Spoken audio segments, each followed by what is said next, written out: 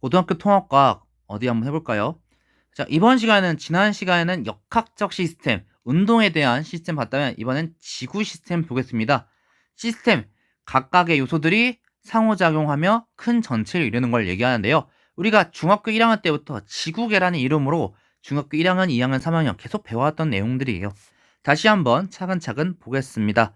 직권, 우리가 중학교 1학년 때 배웠는데요. 암석과 토양으로 이루어진 지구의 겉부분과 지구 내부 전체를 의미합니다.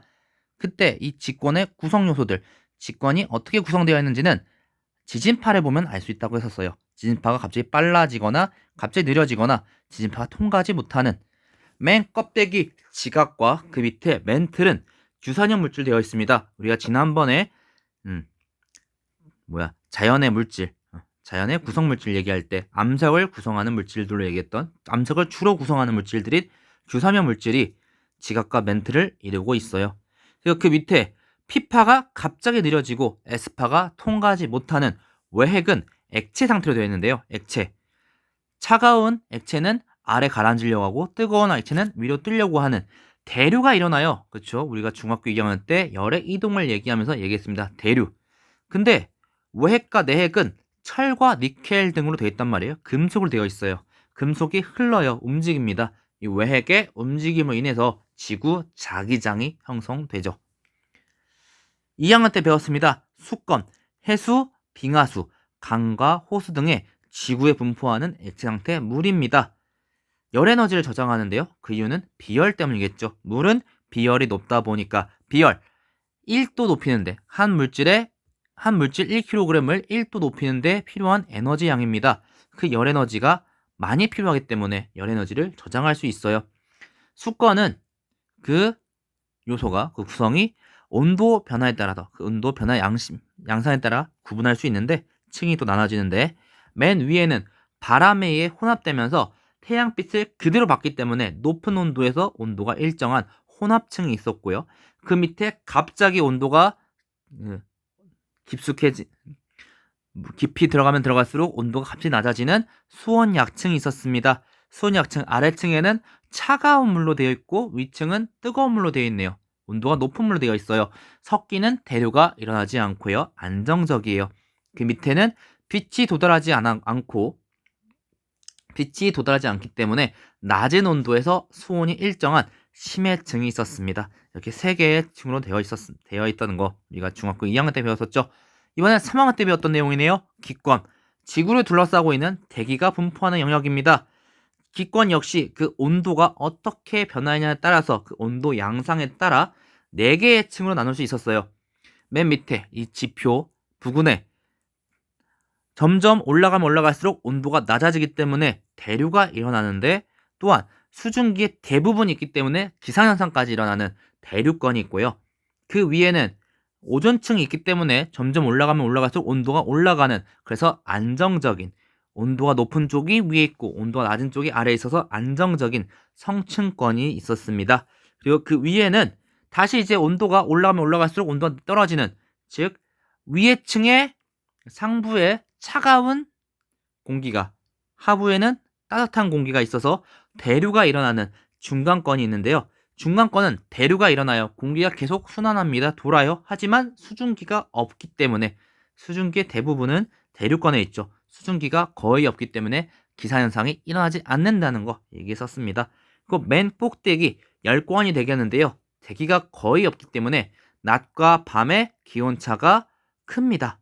그리고 여기서 오로라가 발견되기도 하죠. 그리고 그 외에 지구의 모든 생명체와 아직 분해되지 않은 유기체인 생물권, 그리고 지구를 둘러싸고 있는 기권의 바깥 영역, 외권까지 우리가 지구 시스템, 지구계의 구성 요소다라고 얘기했었죠. 외권은 지구를 구성하고 있지 않은데요 라고 얘기할 수 있습니다. 하지만 태양에 있어서 우리도 영향을 주고받고요. 달도 우리한테 영향을 주고받죠. 달, 태양 모두 외권에 있는 구성 요소들이죠.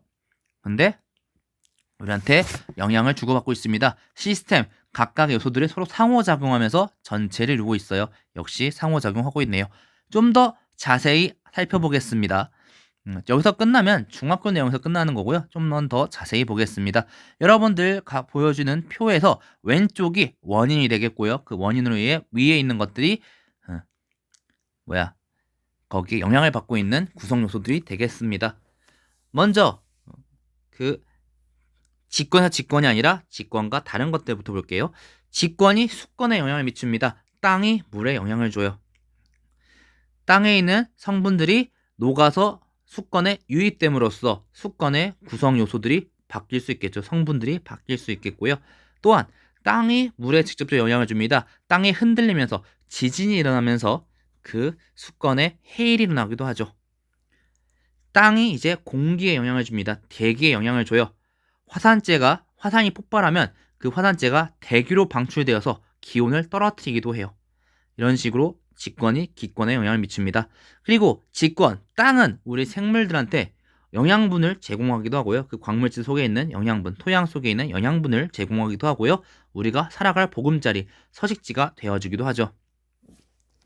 서로 다른 구성 요소들만 영향을 주고받느냐? 그러진 않겠죠. 땅이 땅한테도 영향을 줄 수 있습니다. 직권과 직권이 서로 상호작용하는, 서로 충돌합니다. 폭발합니다. 터집니다. 이동합니다. 화산 폭발 혹은 지진 현상 혹은 대륙 이동, 이런 것들이 직권이 원인이 되어 다른 구성 요소에 영향을 미치는 예가 되겠네요. 이번 수권이 원인이 되는 예를 보겠습니다. 수권, 물이 땅에 영향을 줘요. 파도가 해안선을 바꿔 놓습니다. 파도가 해안가나 혹은 대륙에 이 직권의 모습을 변화시켜 놓습니다. 침식이 일어나는 거죠. 물이 공기 중에 대기에 영향을 미칩니다. 수증기가 얘가 물이 증발하면서 바닷물이 증발하고 이러면서 수증기가 대기 중으로 유입되고요. 태풍 역시 이러한 현상들 속에서 일어나는 현상입니다. 수온이 높아지면은 대기 중에 CO2 농도가 높아지는데 역시 수권이 기권에 영향을 미치는 예가 되겠죠. 그리고 수권, 물은 생물들한테 있어서 마실 수 있는 생수를 공급하고요. 또한 보금자리, 서식처가 되어주죠. 수권과 수권이 서로 영향을 주고받습니다. 해수순환이 되겠는데요. 해수. 우리나라 같은 경우에는 크루시루 해류가 올라오면서 황해난류랑 동안난류, 그리고 위에선 북한난류, 이런 해류들, 그리고 해수가 순환하는 것들, 서로 수권들끼리 상호작용 받는 예가 될 것 같습니다. 이번엔 기권이 원인이 되는 예를 보겠습니다. 기권. 맨 처음에 풍화가 나오는데요. 풍화. 암석이 잘게 부서지거나 성분이 변합니다. 풍화의 주된 원인은 바람, 물, 생물이라고 우리가 중학교 1학년 때 배웠었는데요. 풍화. 그리고 모래바람으로 인해서 어딘가 운반되거나 혹은 역시 깎이거나 침식이 일어나거나 쌓이는 퇴적이 일어나는 기권이 직권한테 영향을 주는 예가 되겠고요. 기권이 수권에 영향을 줍니다. 바람에 의해서 파도가 일어요. 해류가 이동하고요. 또한 강수, 대기 중에 있던 수증기들, 물이 강수, 비가 되어 내리면은 역시 수권의 구성 요소가 영향을 받겠죠. 그리고 대기와 생물이 영향을 주고받습니다. 기권과 생물권이 서로 영향을 주고받는 경우, 기권이 원인이 되어 생물권에 영향을 주는 경우, 광합성에 필요한 이산화탄소를 제공하고요. 또한 호흡에 필요한 산소를 제공하는 예가 되겠네요. 기권과 기권이 서로 영향을 주고받습니다. 서로 성질이 비슷한 공기덩어리, 기단들이 상호작용하게 되면은 이 기권의 구성 요소들, 기권과 기권이 서로 영향을 주고받는 예가 되겠네요. 마지막으로 생물권이 다른 구성 요소들에 영향을 주는 경우를 보겠습니다. 생물권 역시 직권의 암석을 풍화시키는 원인들 중에 하나가 되겠고요. 직권의 구성 요소들을 운반하기도 하고 직권의 구성 요소를 침식시키고 퇴적하는 역할을 하고요. 생물권이 광합성을 하면서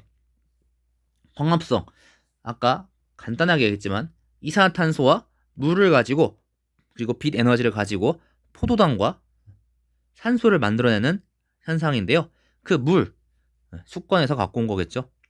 그리고 융해 물질을 흡수함으로써 생물권이 수권에 녹아있는 물질들을 흡수함으로써 역시 수권의 구성 성분들을 바꿔놓을 겁니다.